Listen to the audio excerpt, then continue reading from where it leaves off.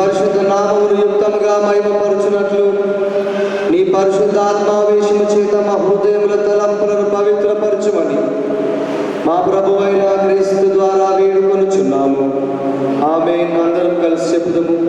సర్వోన్నతమైన స్థలములలో దేవునికి మహిమయు, ఆయనకిష్టులైన మనుషులకు భూమి మీద సమాధానం కలుగునుగాక.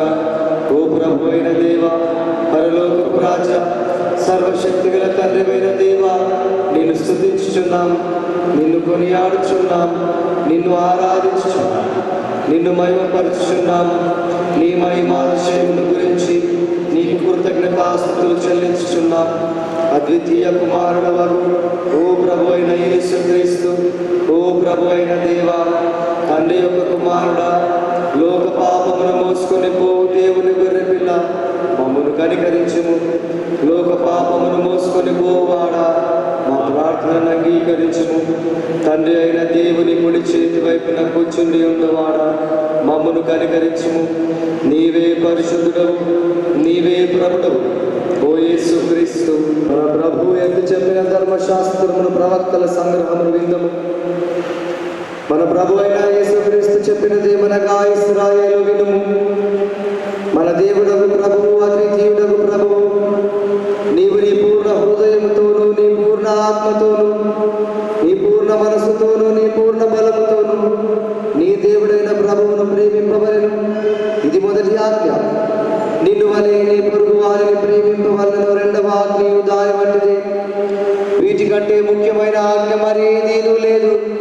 ఈ రెండు ఆజ్ఞలు ధర్మశాస్త్రం అంతటికి నీ ప్రవక్తల ప్రియులారా, దేవుని పరిశుద్ధ వాక్యములను ప్రభువు యొక్క శక్తిని పరీక్షిస్తూ పశ్చాత్తాపంతో విశ్వాసంతో లేఖనాలను మోకరించుము.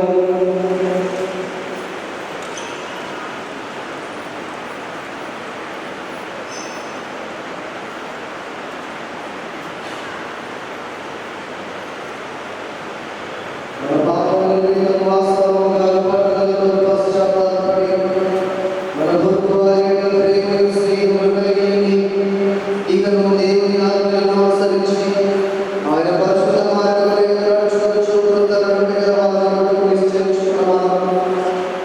మన ప్రభువైన యేసుక్రీస్తు ద్వారా ఆయన మనల సమాధానపరచబడవలెను.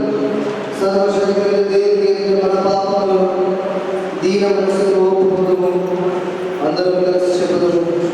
పరలోకపు తండ్రి, నీవును మా పొరుగు వారికి విరోధముగా పాపం చేసి మరి ఒప్పుకొనుచున్నాను.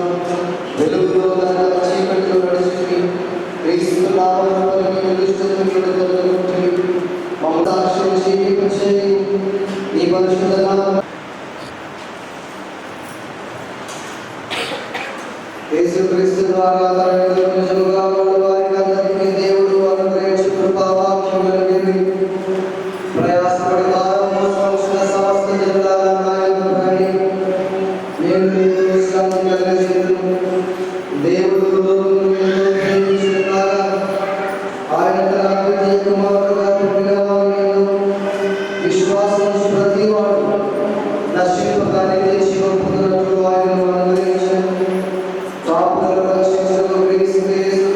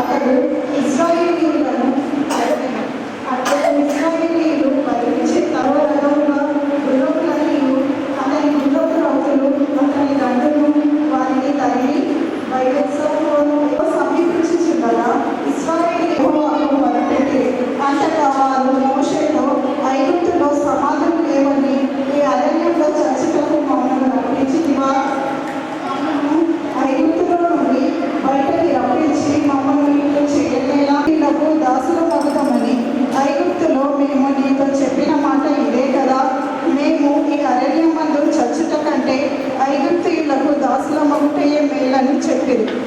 అందుకు మోషే, భయపడకుడి, యెహోవా మీకు నేడు కలుగు చేయు రక్షణను మీరు ఇక మీదట మరి ఎన్నడూ చూడరు. యెహోవా మీ పక్షమున యుద్ధం చేయు, మీరు ఊరికే ఉండవలెనని ప్రజలతో చెప్పాడు. అంతలో యెహోవా మోషేతో, నీవేళ నాకు మొరపెట్టి నీ కర్రని ఎత్తి ఆ సముద్రపు వైపు నీ చేయి చాపి దాన్ని పాయలుగా చేయుము. అప్పుడు ఇశ్రాయేలీయులు సముద్రము మధ్యను ఆరిన నేల మీద నడిచిపోవుదురు. ఇదిగో నేనే ఐగుప్తీయుల హృదయములను కఠినపరచుదురు, వారు వీరిని తరుముదురు. నేను ఫరో వలనను అతని సమస్త సేనల వలనను అతని రథముల వలనను అతని గుర్రపు రౌతుల వలనను నాకు మహిమ తెచ్చుకొందును. నేనే ఫరో వలనను అతని రథములను అప్పుడు ఇశ్రాయేలీయుల ఎదుట సమూహములకు ముందుగా నడిచిన దేవదూత వారి వెనుకకు పోయి వారిని వెంబడించారు. ఆ మేఘస్తంభము వారి ఎదుట నుండి ఇశ్రాయేలీయుల సేనల నడుమ ప్రవేశించారు. అది మేఘము కనుక వారికి చీకటి కలిగేది, కానీ రాత్రి అది వారికి వెలుగునిచ్చేది. కనుక ఆ రాత్రి అంతయు ఐగుప్తీయుల సేన ఇశ్రాయేలీయులను సమీపింపలేదు. మోషే తమను తొలగించి ఆ నీళ్లు వారి కుడి ఎడమ పక్కలను వారికి గోడల వలె ఉండేది. ఐగుప్తీయులను ఫరో గుర్రములను రథములను రౌతులతో ఉన్న యెహోవా ఆ అగ్నివేగమైన స్తంభములు ఐగుప్తీయుల దండలుగా చేయగా వారు బహు కష్టపడి తోలుచుండేది. అప్పుడు ఐగుప్తీయులు ఇశ్రాయేలీయుల ఎదుట నుండి పారిపోవడం రండి, యెహోవా వారి పక్షమున మనతో యుద్ధం చేయించున్నాడని చెప్పుకోండి. అంతలో యెహోవా మోషేతో, ఐగుప్తీయులు సముద్రము అధిక బలముతో తిరిగి పొర్లెను గనుక ఐగుప్తీయులు అది చూచి వెనుకకు పారిపోయింది. అప్పుడు యెహోవా సముద్రము మధ్యను ఐగుప్తీయులను నాశనం చేసెను. ఆ దినమున యెహోవా ఐగుప్తీయుల చేతిలో నుండి ఇశ్రాయేలీయులను రక్షించెను. ఇశ్రాయేలీయులు చచ్చిన ఐగుప్తీయులను సముద్ర తీరమున చూచిరి. యెహోవా ఐగుప్తీయులకు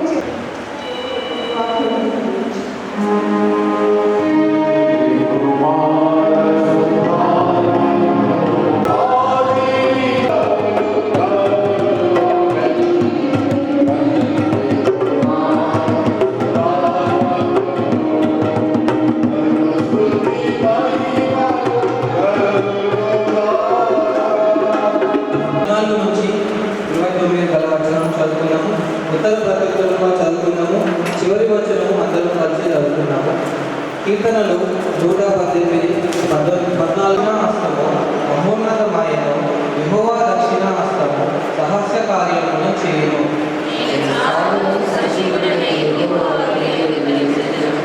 యెహోవా నన్ను కఠినముగా శిక్షించెను, కానీ ఆయన నన్ను మరణమునకు అప్పగింపలేదు.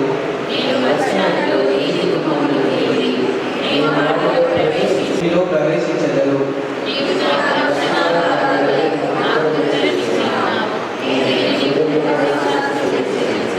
ఇల్లు కట్టువారు నిషేధించిన రాయి మూలకు కలరాయి ఆయన. యెహోవా పేరిట వచ్చువాడు ఆశీర్వాదం పొందును కాక. యెహోవా మందిరములో నుండి మేము దీవించుచున్నాము.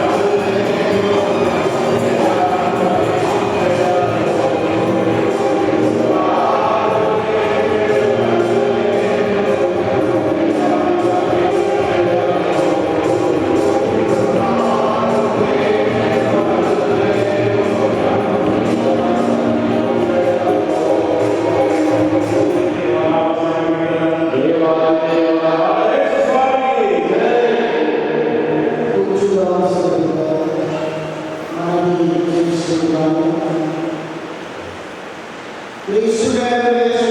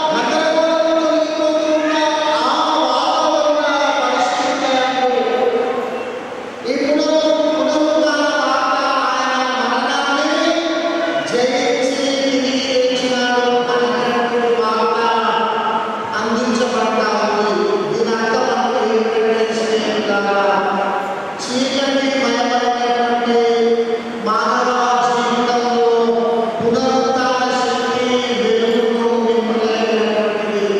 పునరుత్థాన శక్తి కుటుంబములను వ్యక్తులను మార్చగలిగినటువంటిది. ఒకసారి మన జీవితంలో గమనించినట్లయితే మనము అనేక రకమైనటువంటి భయంతో ఈ లోకంలో జీవిస్తున్నాం. ఇక్కడ కూడినటువంటి బిడ్డలందరూ హృదయాన్ని ఏదో ఒక రకమైనటువంటి భయము ఆలోచించి స్నేహితులారా, అప్పుల భయం, అనారోగ్య భయం, గొప్పల భయం, నిరుద్యోగుల భయం, పిల్లలు ఏ రీతిగా ఎదుగుతారు, వాళ్ళు ఏ రీతిగా ఉండబోతున్న భయం, పిల్లలకి ఏమైపోతారన్న భయం, ఒక్కొక్క కుటుంబంలో ఒక్కొక్క రకమైన భయం, ఒక్కొక్క వ్యక్తి జీవితంలో ఒక్కొక్క రకమైన భయం.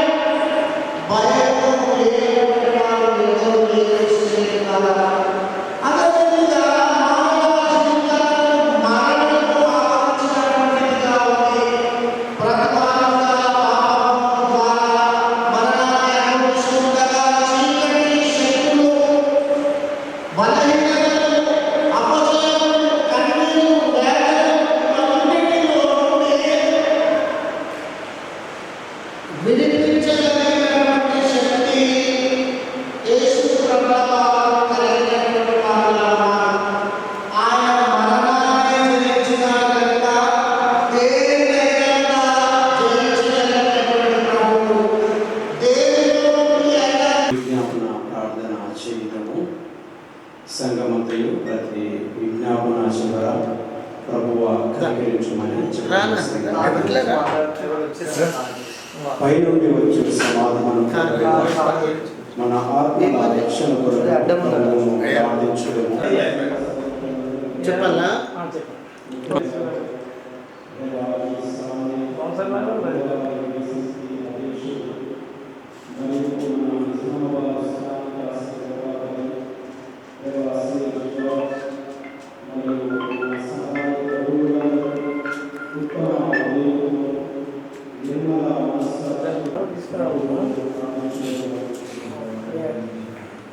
ప్రేక్షకులందరికీ ఈస్టర్ యొక్క శుభములను శుభాకాంక్షలను సిఎస్ఐ చర్చ్ కంటేశ్వర్ నిజామాబాద్ ఈ దేవాలయంలో ఉన్నటువంటి పాస్టర్లందరి పక్షమున, కమిటీ పెద్దలు, నాయకులు, నాయకురాళ్ళ పక్షమున తెలియజేస్తూ ఉన్నాను. ఈ దినాన ప్రపంచమంతా ఈస్టర్ పండుగను జరిగించుకొనుచు ఉన్నారు.